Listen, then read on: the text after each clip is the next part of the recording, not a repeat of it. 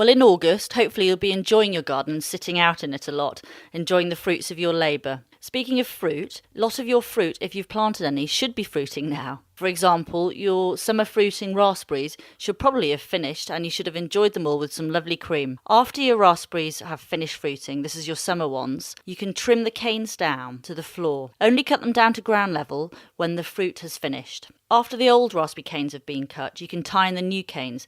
Make sure you space them out about sort of 4 inches apart and only tie in the strong looking canes and prune out any that look weak. Be careful to distinguish between your autumn fruiting raspberries and your summer fruiting raspberries because these should be treated differently. If your raspberries are still fruiting and you've got other things coming like your cherries and your gooseberries, make sure you net them to avoid birds picking them. You want to have them on your plate rather than birds have them in their tummy. Hopefully you'll be enjoying lots of herbs on your sausages and beef burgers. If you find you have a glut of a lot of herbs, make sure you pick these. You can dry them or freeze them to be used later throughout the year. You can still sow quite a few vegetables now, including lettuces, spinach, cress, beetroot, calabrese, which is commonly known as broccoli, spring onions, and hardy Japanese leaves as well. Make sure you keep these very regularly watered, as the hot sunshine will dry them out. It's always best to water in the morning and an evening. In August, you could start taking some cuttings from your tender annuals if you want to overwinter them.